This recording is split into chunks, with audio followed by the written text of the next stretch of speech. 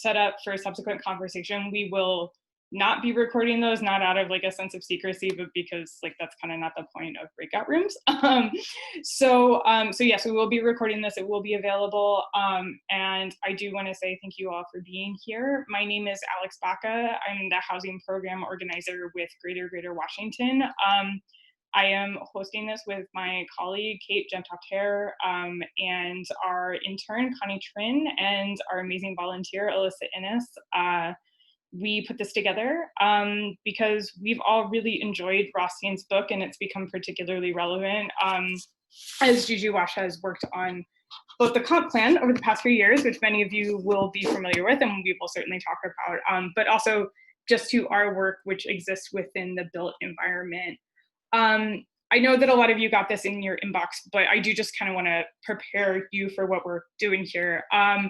We have like close to 80 participants, which is really crazy and awesome, and I am super excited. And I am trusting all of you to have a sort of like reasonable and involved discussion. We have talked about doing a book club at GG Wash for some time and just haven't really done it, so we're doing it. But I do want this to be somewhat participatory. I have questions prepared, but we're not gonna throw a ton of programming or lecturing at you. This is a space to discuss the book and some of its themes. To that end, we've invited Faith Broderick and Hiba El-Dawish from Office of Planning. So Faith and Hiba can say hello when they have a moment, and when I stop talking so they can introduce themselves. I will moderate a bit of the discussion that we will be toggling between the chat and also the raise hand function so that I can either unmute you or elevate your questions. So please keep it respectful. This is not a public meeting. Our guests from Office of Planning are here to sort of talk about how their work intersects with some of the examples of de jure segregation that Rothstein brings up in his book. And let's have an actual discussion about it and see how it goes. Again, for those of you who just joined us, you may have been brought in with Kate's name, so go ahead and rename yourself if you can, so I can know who you are. And we will be recording this. So I think those are our logistical notes, and we're about to get started. Kate, did I miss anything? No, I think that's great. And just for my personal record keeping, it would be really, really awesome to not have like 40 records of myself attending this and actually have people's names. Little mistake on our part. It will probably not happen again, but you never know with Zoom. But thanks so much, everyone, for your patience. And yeah, definitely just reach out in the chat if you have questions about anything. You can chat me directly at the GG Wash name. Cool. Great, so thanks for being here. So Faith and Hiba, do you want to go ahead and introduce yourselves? Sure. Hiba, you can lead the charge. All right, that's good. Hi, everyone. My name is Hiba El-Dawish. I'm a community planner with the Neighborhood Planning Division within the Office of Planning. I joined the Office of Planning about 1.5 years ago, and from the beginning, I've been kind of part of the project team on the comprehensive plan project update. And Faith and I have worked closely on the comp plan update over the past 1.5 years, especially the public review portion when the plan was released back in October of 2019. So we were part of the team that put together the engagement effort and the public review effort once the plan was released. Now that the plan is in council's hands, we're kind of pivoting our focus a little bit towards place-based planning initiatives, which is the focus. It's really the focus of our division in neighborhood planning, looking at long-range planning on a neighborhood scale. So we're going to be undertaking a number of small area plans over the next year or so, and we can get into that as we talk about the book and about the comp plan and about some of the policies that are coming out of the comp plan related to place-based initiatives. And with that, I will stop talking and hand it over to Faith. Thanks, Heba. Hi, everyone. My name is Faith Broderick. Just like Heba, I'm also in the Neighborhood Planning Division. I'm a community planner as well. I joined right after Heba at Office of Planning, so I've also been there for around a year and a half. I was brought on to the project team, the comp plan project team, a little bit afterwards. So I joined like around October 15th when the public review period first started. And as you all know, it's a moving beast, this comp plan. So we were like headfirst in all of the community engagement work, like Heba said. We reviewed all of probably your feedback and feedback from ANC commissioners, official resolutions, and worked on making edits to the comprehensive plan to get it to council where it is now.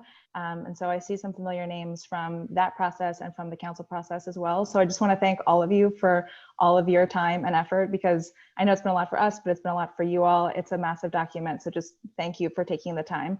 And like Heba said, I'm now pivoting, while we always are still working on the comp plan at the Office of Planning, I'm also pivoting to do some small area planning work as well. So Heba and I both sort of tackle different small area plans, so we'll be able to shine some light on other initiatives going on in the city. So thanks for having me, and I'm looking forward to the conversation. Cool. Thanks, everyone. So I'm going to do the awful college instructor thing and ask if someone wants to summarize the book. Go ahead and unmute yourself and go for it.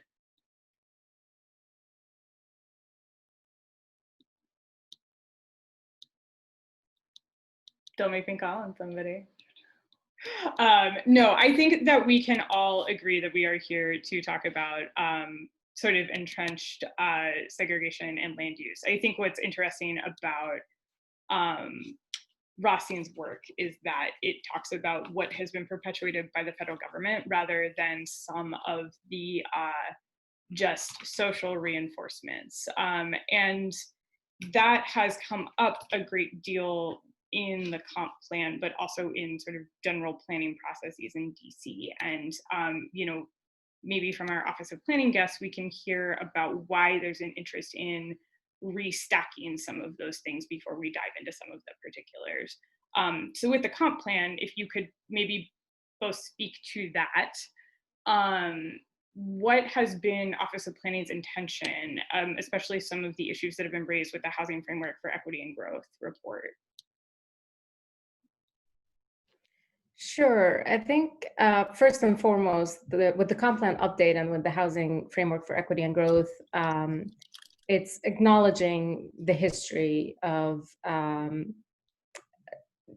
planning's role in segregating housing in the district and also nationwide, and shining light on that, and putting that to the forefront and making sure that we're all educated about this history. I mean, for me personally, I knew some of the events that led to housing segregation, over time, whether it was just pure racial segregation, before we had zoning ordinances or anything like that, urban renewal, with the advent of highways and bridges, and that plowed through African-American neighborhoods and exacerbated the segregation. But for me, it really, I had a stronger understanding of like like you said, the role of the zoning ordinance itself and planners in exacerbating and creating housing segregation where it wasn't there before. And then the role of local, state, and federal governments in doing that as well. So we kind of wanted to acknowledge that history first and foremost, and then take a strong look at single family zoning in the district. And what is really staggering is that 60% of the land in DC is reserved for single family zoning, whether detached, attached, or semi-detached. So that's a big percentage in a land constrained city like DC. And, so the comp plan, brings that to light as well, and talks about, it says, let's take a hard look at single family zoning. Given the history of that, is that the right way to move forward? What does growth in the district look like? How can we address the housing affordability crisis from a zoning, from a planning perspective, acknowledging that subsidized affordable housing is not going to fill that gap. So how can we increase housing choice and housing opportunities across the district, especially in high opportunity areas where there's a stronger chance for economic mobility, where there are high amenities, pretty high access to transit, to jobs, to good schools, and making sure that there is housing choice for people in those neighborhoods, and not just, certain people can, of certain wealth can live in particular areas of the district, and, low income families are kind of boxed into a corner. So, Faith and I mentioned that we're going to start some place-based initiatives, some small area plans moving forward. One of the ones that I'll be working on is the Chevy Chase small area plan. And that is actually identified in the generalized policy map, part of the comp plan. The Chevy Chase Upper Connecticut corridor is identified as a future planning analysis. And part of that is planning for inclusive growth, in a corridor that hasn't seen much growth over the last decade, and hasn't seen a lot of housing production there, and especially affordable housing. So we're going to start place-based, planning there, looking at housing opportunities, as well as economic development, and what is the role of racial equity? What is the role of Chevy Chase in advancing racial equity in the district? We're still in the pre-planning phase. We haven't started the public-facing planning process yet, but we're anticipating that would start in the first quarter of 2021. Yeah, and piggybacking off of a lot of what Heba just said, part of the things that we tried to make updates to in the land use element of the comp plan was thinking about like a whole neighborhood approach. So understanding that there are these areas of the city that are high opportunity areas that do provide access to opportunities that would increase someone's quality of life, then there's other parts of the city that are not necessarily given those same opportunities. And so trying to take this approach where every neighborhood has the same level of access and the same level of opportunities, while also then increasing the housing stock in areas that we know are able to serve the residents that live there very well. And similarly, to piggyback off of what Heba was saying about upcoming area planning, we're also doing a small area plan in Congress Heights, where the primary focus is looking at land use policies and other government programs and policies, and understanding the connection with racial and social determinants, and recognizing that there are a lot of structural, like racist policies that have led to, big differences between the outcome of somebody who lives in Congress Heights versus the outcome of somebody who does live in Chevy Chase. So trying to drill into not just your typical land use and zoning policies, but also trying to understand programmatic permitting and other like budgetary considerations that government has done in Congress Heights. Yeah. Right. Oh, no, go ahead. Right. I'm gonna continue that thought, where that's also another thing that the comp plan tries to do better, which is connecting all these elements that kind of affect each other, right? Like where you live affects your health outcomes, affects your education, affects your economic mobility. And that's one of the comp plan. We created what we called the crosswalks, where we have a racial equity crosswalk. So it highlights all the policies, whether it's in land use, whether it's in housing, transportation, environmental sustainability, public facilities. All these things are intertwined, and they affect people's outcome, and it's part of why we have this large wealth gap, because where you live affects your children's salaries moving forward, and their economic mobility. Another thing that the comp plan tries to really highlight. I was, interested to see at one of the outreach meetings that you did last year, that, Office of Planning actually screened segregation by design, which was sent out to everybody who registered for this.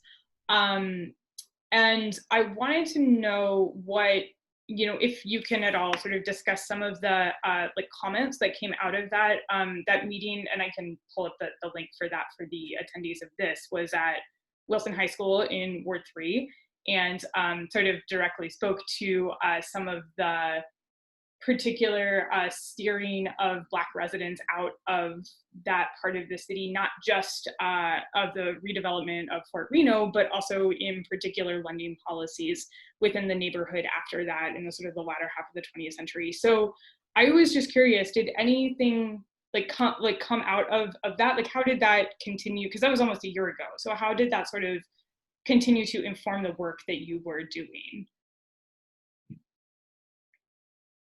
I can specifically speak to Ward 3, especially that, I'm involved in the Chevy Chase small area plan now. There was definitely shock, as many people's reaction to the color of law, that it was so systematic and so entrenched and perpetuated by the government.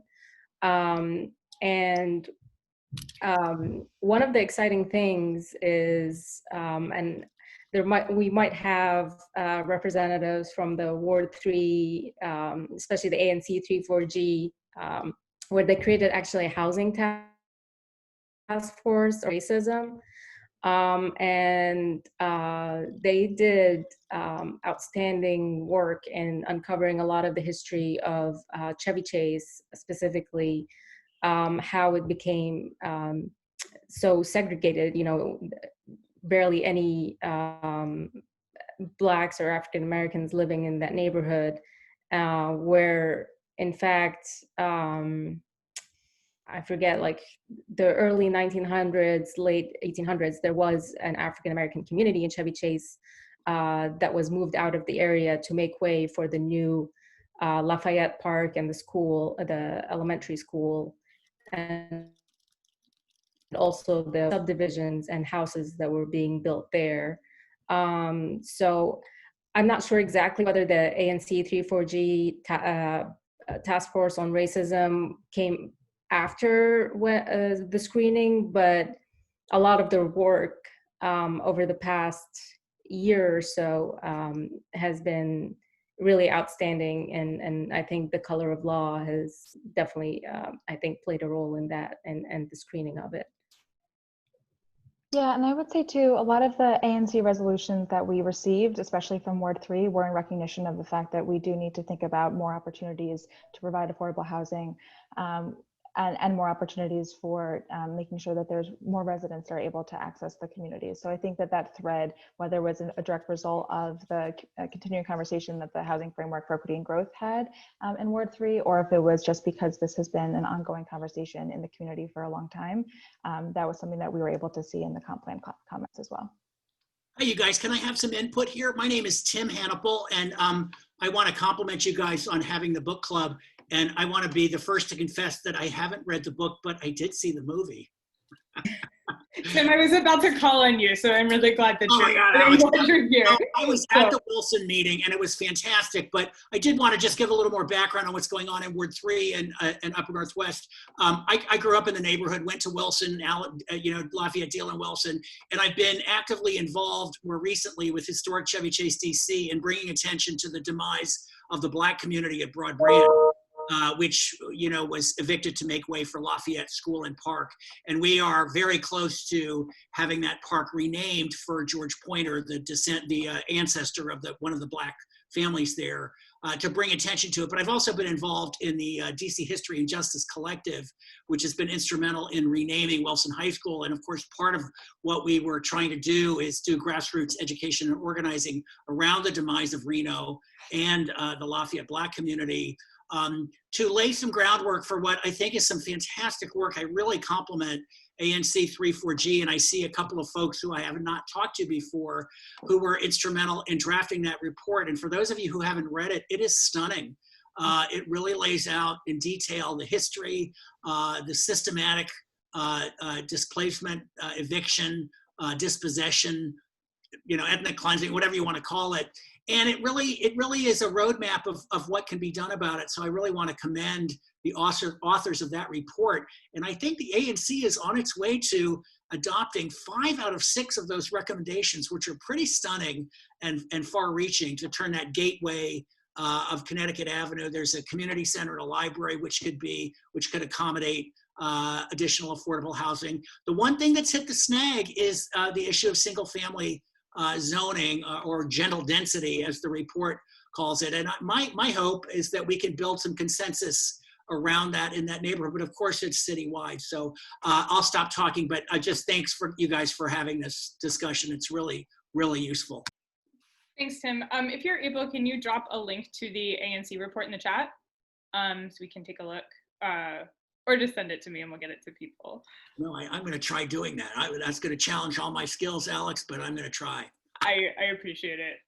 Is there anyone else from Ward 3 on here that has some thoughts about their part of the world, given sort of what the book has to say and how some of the comp plan amendments have really located their emphasis on how Ward 3 really has not built a lot of housing and affordable housing?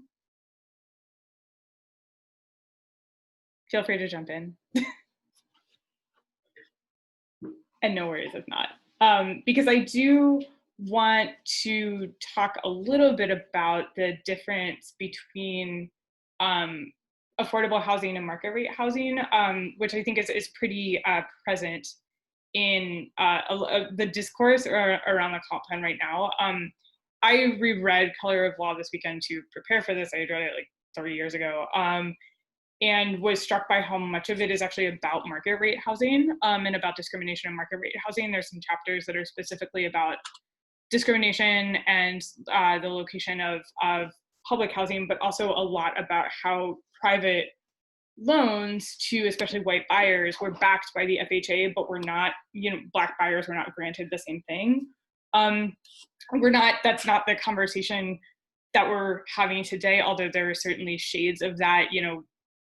Wells Fargo was mandated to pay, CRA payouts because they've discriminated against buyers. That has not gone away totally, but a lot of that comes up with market rate housing. And I think there is sometimes a desire to castigate market rate housing as not affordable housing. And Faith and Hiba, I was wondering if you could talk a little bit to that with regard to what you're looking at. Affordable housing is, if you're looking at capital A, affordable housing either requires like deep subsidy or a deep cross subsidy from market rate units. We don't build public housing anymore.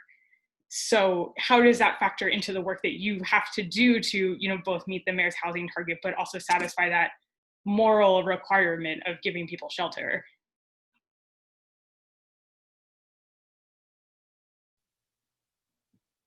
I think you may be muted. Sure. One of the more recent things is looking at the inclusionary zoning, and I believe what they call, I can't speak to it in much detail. I think that's our development review team, but they've updated the inclusionary zoning to be IZ plus to allow for more affordable housing in residential developments.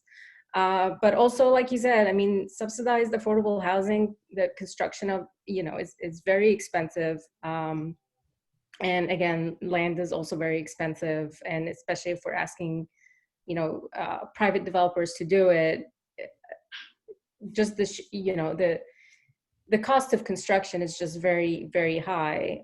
So we're just, it's like I said in the beginning, doing subsidized affordable housing, whether through private or nonprofit developers, is just not going to be enough to close that gap, which is why we have the Housing Framework for Equity and Growth, but also the Single Family Zoning Report that was released along with the comprehensive plan, which looks at opportunities to increase housing choice, especially in what we call the missing middle. So we've been seeing a lot of construction of large multifamily apartment buildings, which again are very expensive to construct because of the construction type, the concrete podium with wood or steel on top, and the underground parking. It just makes the cost per unit very, very expensive, and they're still not attainable. Same thing with single family homes, you know, the land is very expensive and you're using, you know, a large amount of space to just construct one unit. So that's also cost prohibitive. And what the missing middle does is exactly that. I mean, it's an opportunity to create more opportunities for starter homes for young families that would otherwise go, you know, would otherwise look at units that would, what we would call naturally occurring affordable housing. So there's pressure on kind of townhomes or single family units in areas where it would have been affordable, but because there's not enough supply of those starter homes, you know, there's pressure on those market affordable units. So if we can fill in that gap, you know, what we call gentle density, looking at duplexes, triplexes, fourplexes, and anything really from 2 to 20 unit kind of buildings, you know, if that supply could help, again, bring the prices down and create more starter homes for younger families. And the, Go sorry, I was ahead, just going to Faith. say, No, and the no, go framework ahead. element too really focuses on plan unit development and calling out the idea that housing is one of the largest things that we could do in a plan unit development process. And so I think that too, to your point, is another way that we can think about creating more affordable housing with new development. And then again, too, we've been thinking about now that there's a changing landscape with commercial, thinking about are there opportunities to be able to convert commercial into housing as well. So I think that there's a few different ways, in addition to everything that Heba said, that we're trying to think about more opportunities to create affordable options across the continuum for people in all areas of the city to be able to afford. We have a question, which is great because I would love for all of you to talk more. So keep chatting us. You know, has there been any consideration of some grand bargain in which market rate housing units can be permitted as of right in exchange for preserving rent, or income regulated or otherwise affordable units one for one? I suspect you both may have some things to say about IZ Plus, which we could also certainly talk about a great deal, but I don't, to my knowledge, and please correct me if I'm wrong, I don't think that we don't quite have that at this time, and that as of right permit would be dependent on like a greater allowable density in a lot of places, but am I totally wrong on that? I think you're right.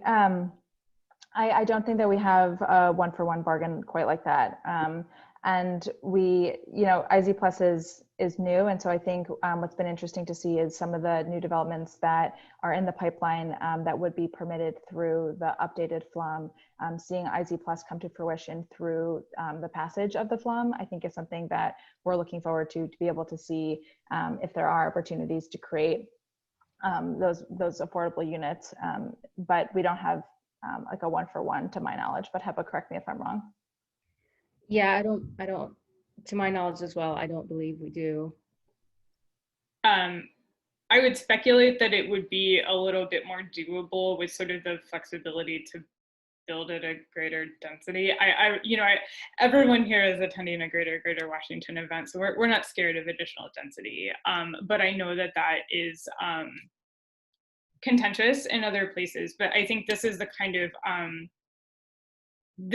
thing that you have to start talking about. Is it can you do the one-to-one if you can't build the one to have the one? Is something that has come up fairly frequently, and that's both what we need to deal with OP's amendments to the fund, but also in any sort of future land use planning. Again, I mean, if you're looking especially at private development and asking private developers to build a one-for-one, what we're looking at, you know, especially with their proformas, is that you would probably need like 3-4 market rate units to subsidize one affordable unit. So again, it gets to that greater density. And that's one of the things that the future land use map, along with the generalized policy map, tries to do, which is the future land use map, you know, proposes greater densities in certain corridors, Newark Avenue being one of the major ones, Wisconsin Avenue, Connecticut Avenue, and other places. But along with that, in the generalized policy map, there are these proposed future planning analysis areas where where there is greater density proposed, we would be looking at small area plans or other similar studies to kind of drill down into like, what does that growth look like? Are there opportunities for one replacement or something similar? Other opportunities for public benefits that would come with that greater density. So that's what the future planning analysis areas try to do in the policy map. I think that's the map that's actually behind me right now. Yes. I was like, oh, okay, it's right there. But we can send the link around for that. Someone else asked, how do we think about access to housing regionally? Are there regional bodies with power thinking about the region holistically? And there is. The Metropolitan Washington Council of Governments actually required housing targets to be passed last year, I believe, or some level of housing metrics. And I think you both should talk a little bit more about that, and I can talk about my extremely strong opinions about how they don't have any legal teeth. Yeah, that's right. But what is interesting too is in conversation with all of those, the regional bodies, that's sort of how the housing target framework, or the housing framework for equity and growth, that target was created through understanding the forecast and the demand that was going to happen on the regional scale, but then also in DC as well. So that sort of like joint regional initiative has been helpful, and for us to be able to think about exactly how many affordable and how many market rate units DC will have to build in order to make sure that we're accommodating current residents and future residents. And to that end, I believe in the mayor's order that came out last year, I believe it was June of last year, that sort of pushed the housing framework for equity and growth to begin. She called for a regional collaborative effort to make sure that all regional entities were able to absorb and accommodate and pull their fair share in terms of accommodating both market rate and affordable housing units. So that type of analysis is ongoing, and it's really helpful. I'm not sure if you're aware, but I think our director and some of the folks on the housing framework for equity and growth team are in constant collaboration with folks at Department of Housing and Community Development, as long with other like regional partners as well, to make sure that our initiatives and theirs are aligned, and to make sure that that accommodation is actually happening. Yeah, and for I think I may have gotten too jargony there for a moment. The Metropolitan Washington Council of Governments is our regional government framework. So it's the DC metropolitan area, which includes DC, Washington, and Virginia. The extent to which regions can mitigate housing affordability is sort of up for debate, because they are sometimes in a position to allocate funding, particularly via transportation. That's something that's prevalent in our Council of Governments, but it's not quite possible to require jurisdictions to build things yet. So while we can be very mindful of what we need to do, actually doing it is somewhat challenging, which there's a whole bunch of really good questions here. I'm going to skip around on them because I'm going to try to keep them topical. But I think we have a question that digs in really to the meat of getting things done, which is the idea of community engagement and planning processes. I cannot totally say if I agree that we have lots of residents who oppose things. I think we have just as many residents who support things, but processes don't necessarily favor them. Him and Faith, you both had to do outreach for the comp plan, and lots of people on this call, because I know a good chunk of you have had to do outreach as part of your jobs. What can you sort of say about that and how that informs the planning that you need to do?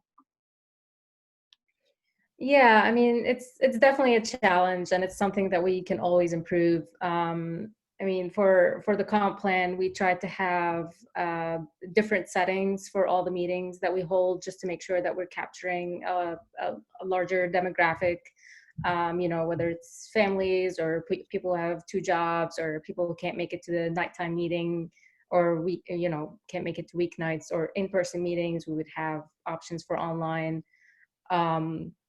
and also opportunities to just go out and meet people where they are, piggybacking on existing events around the district. So we're always looking for opportunities to kind of engage people who are historically underrepresented. Like I said, we could always do better, but and you know, especially now with the pandemic and with the stay-at-home orders, and you know, in-person meetings is kind of out of the equation for the time being. We're exploring ways to see how we can engage people who especially don't have access to internet. You know, how can we keep those lines of communication open? But engagement is a large, you know, it's a huge part of what we do, and you know, we're always trying to innovate and find new ways to reach out to people. Yeah, and I think too, with some of our small area planning efforts, we're really trying to think of these planning efforts as something that we're able to co-create with the community. And so all the small area plans that we'll be doing will involve a community advisory committee. And so that is a committee that's sourced by the community and for the community. And so they are our voices with the community, so that we're able to listen and learn as we're going, as well as always having outreach, whether it be just to kick off a meeting so that people, or kick off a planning process so people understand what we're doing, or really drive deep into the topics like we're doing here. And so I think part of how we've always thought about outreach too is understanding that there's different levels of audience. So folks who are really engaged and really like know the comp plan like back their book and have a generalized policy map poster, or people who are just learning about the comp plan for the first time, or any planning initiative for the first time. And so I think we're always trying to be really mindful of how in the weeds people are, and so that we're able to engage people where they are on the topic areas, as well as physically where they are, like Heba was mentioning. Yeah, I think I'm like doing this like completely nerd thing of like thumbing through the book, because you know, the person who asked this question was sort of like, like I'm not sure this is like super related, like Rothstein doesn't really dig into it, but I would say that he does like a great deal. Like the entire book is about creating these spaces in which people can politically engage. When you have sort of segregated input, then you're going to get segregated opinions. So, you know, I tried to do as much highlighting in here as possible. This is on page 60 of the paperback copy, if anybody's looking.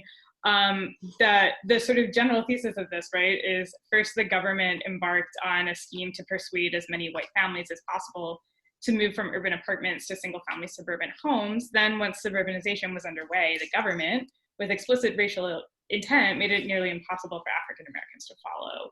So I think when you have an entire land use regime that has basically set that up, that public participation, that is not to say that I don't think that your efforts have been amazing, because I think OP, what has been interesting to me is that you've done a really interesting job of trying to find places where people are and send things out that are consumable and not super wonky, which is like really amazing. But that like some of those issues with public participation do arise from the fact that we don't really know what people want, because the people who are able to show up are the same people who are privileged by that housing segregation, which are people who look like me. And that is something like remedying that, I'm not sure goes through public participation, and probably goes through a whole lot of other policies that look more budgetary and legislative, which is also really important.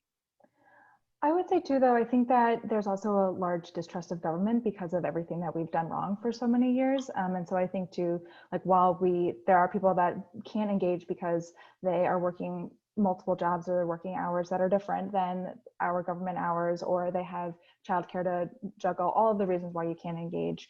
There's also just distrust because we haven't been there for them. And so I think that being able to be very honest and transparent and have conversations that are not typical, I think is going to be very helpful. But I also think, to what Heba said earlier, like right now we're in a very different space where being able to have those conversations that build trust are much harder because we're doing it virtually and we're doing it through a screen. But I do think the more that we can break down barriers that government has created over time will allow those types of conversations to happen, so that we're able to empower communities where they can have conversations with government officials, whether it be Office of Planning or another agency, and make their voices heard, because oftentimes people who have the time and they know the contacts are able to advocate for the things they need and want, whereas folks who have never been able to get in touch with government or have government work for them are less likely to have those types of positive interactions. So I think to your point, like we're still trying to find ways of making those conversations happen and be productive for everyone so that government doesn't fail them. Yeah, absolutely. Sarah has a few questions in here that are really good. And Sarah, I want to thank you for joining because your mapping segregation work is really essential to this conversation and has been really essential to my understanding personally of a lot of neighborhood level segregation in DC. So thank you for being here. And I think there's some right to be skeptical of some of the conversations around missing middle and affordable housing. We've got a little bit of a discussion between Sarah and Peyton going on in the chat about that. But when does missing middle translate or transform into the sort of naturally occurring affordable housing that we sometimes talk about? What does that process look like? I think this is, again, a larger conversation around what is the appropriate role of market rate housing in DC. And again, it's a greater Washington call. We are not skeptical of market rate housing, but I do think that there is like a good deal to say about what it takes to subsidize housing and where that subsidized housing can go as a result of some of our policies.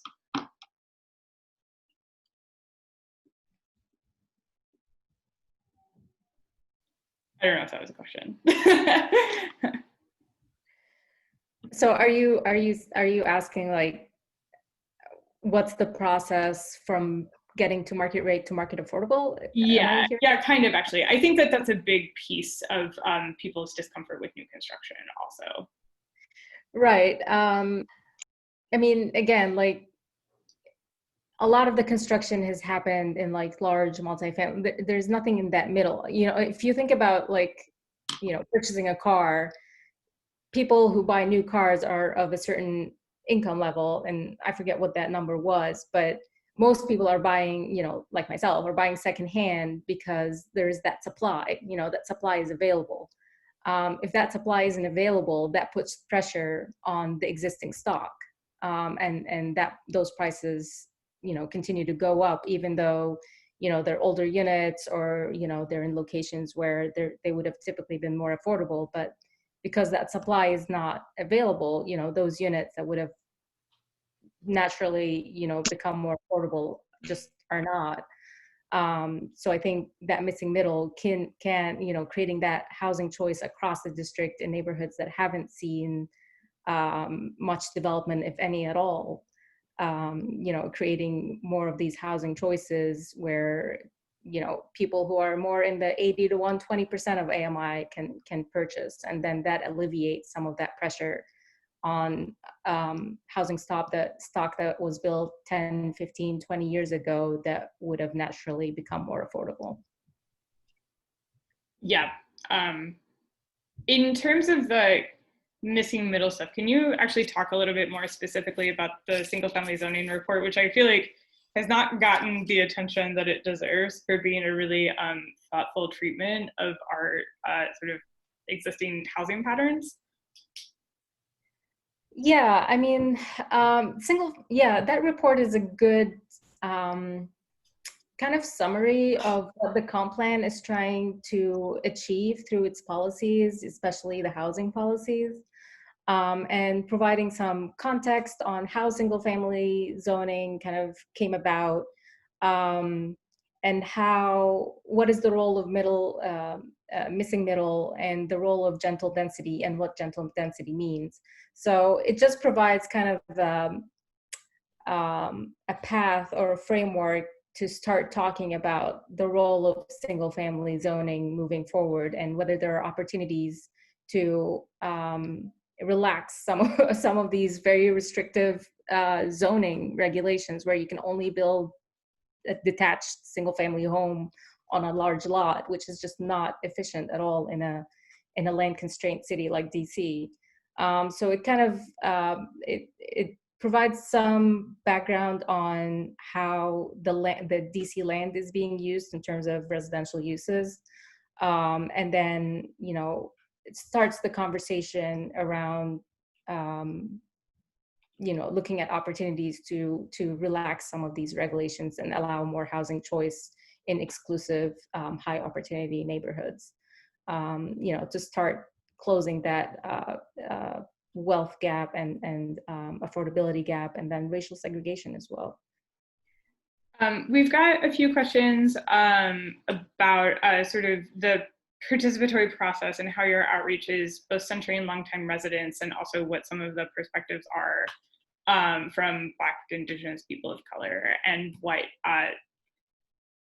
that means in terms of racism and segregation in a city that's become more white over time. Although I would note that our demographics are, I don't want to say weirder because that's not the right word, but are really more racially diverse and less Black than people are used to DC being. We've written a few things about that, which I think is interesting, is that we have some pluralities in DC that are sometimes left out of the conversation, sometimes are included. And Juju Wash is also responsible for that as well. So any thoughts on how you were able to handle some of your outreach for the comp plan would be welcome. So I would say that, like I mentioned before, we were trying to make sure that we were positioning ourselves in all parts of the city, and so that we were able to meet people where they are. And because we know that there are concentrations of white residents, of Black residents, we were trying to be in all those different pockets of the city. Equally, before we started the public release period, we had a DC Values campaign that also went to a lot of smaller events that weren't necessarily ward-based, but they were piggybacking off of other DC government events or other initiatives that were happening in the city. Those happened at senior days, or they happened at other like senior facilities. And so we were trying to make sure that we were engaging the elder community as we were doing outreach. Similarly, with the Housing Framework for Equity and Growth, a lot of that outreach was piggybacking off of other community engagement events that were happening. And so those two were happening at senior days. We worked with the Office of Aging and other community events that were specifically for older adults. So we've definitely focused on making sure that we're able to engage residents of all ages. And in addition, switching from older adults to youth with our small area planning efforts, we're also trying to engage youth to be able to make sure that we're thinking about folks at all different ages and thinking about how everyone uses the city. But in terms of like oftentimes with our engagement and when we're doing online surveying or other types of feedback, we're asking folks their age, their race, and other sort of demographic information. So we're able to think holistically when we're getting feedback in about either a plan or a survey or initiative like that. I would also add that just as a personal anecdote, and I'm sort of speaking to everyone here, the county that I grew up in is actually directly mentioned in Color of Law. I am from Severna Park, Maryland, which is in Anne Arundel County, Maryland, which is a suburb of Baltimore. And it is mentioned in a not particularly illustrious way in the book about how it's mostly wealthy, mostly white residents block the light rail extension from Baltimore City. This was like known to me when I was growing up, even though this happened in the 70s, and it's reemerged recently for those of you who are familiar with some of the debates and eventual cancellation of Baltimore's Red Line. So I would say, and when we're considering housing justice, there's also a lot that's incumbent on white people and incumbent on white neighborhoods to take a responsibility for in terms of some of those remedies.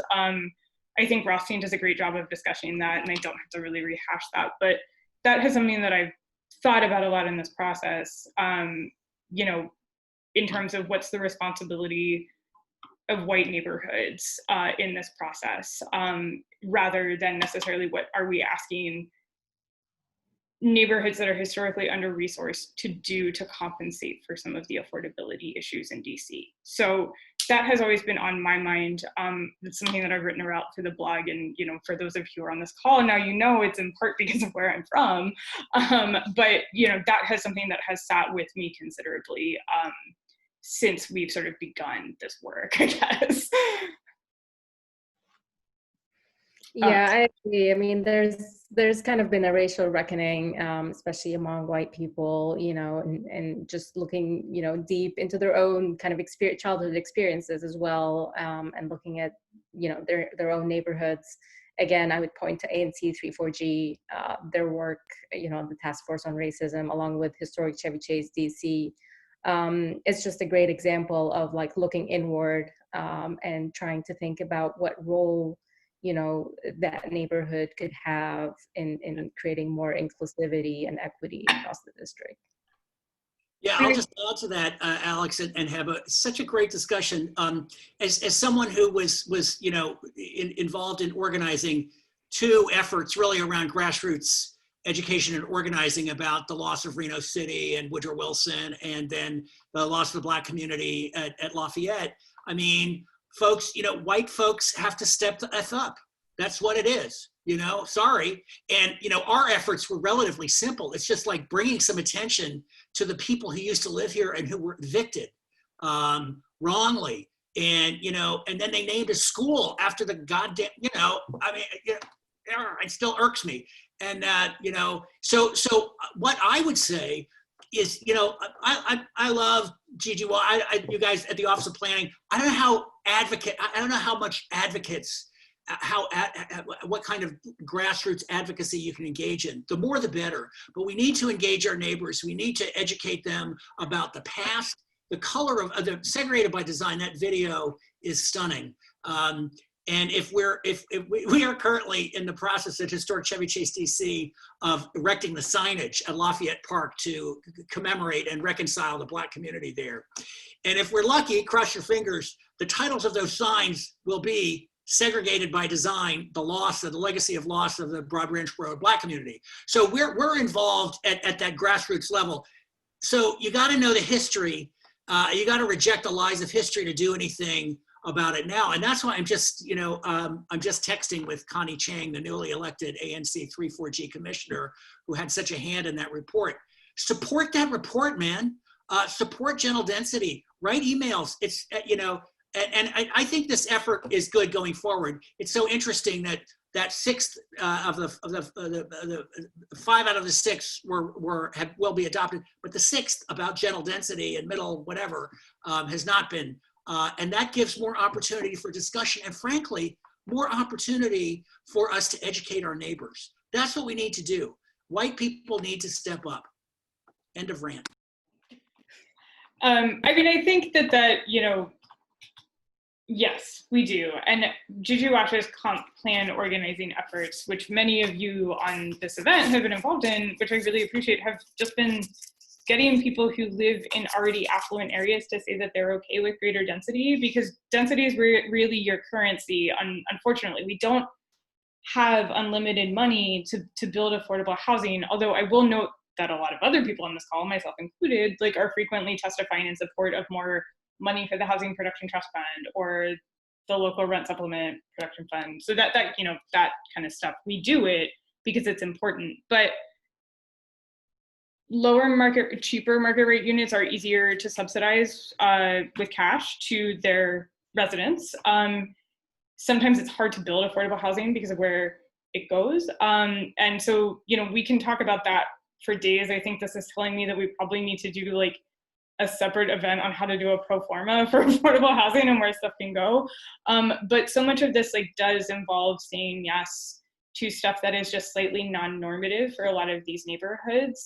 We've treated Blackness and larger families as deviant, I think, particularly in our land use codes. And that's something that bothers me a lot. And I'm glad that we've had the opportunity to talk about that through the comp plan process, at least a little bit, and have a greater discussion about how density relates to that, because that's really your trade-off, is saying that okay, we can build bigger in a way that can hopefully subsidize greater affordable housing. I don't think we've done a great job of that in the past, in part because we haven't set allowed to go big enough, which is a little bit alarming that I said that on a call that's been recorded. So everybody can hold me to that.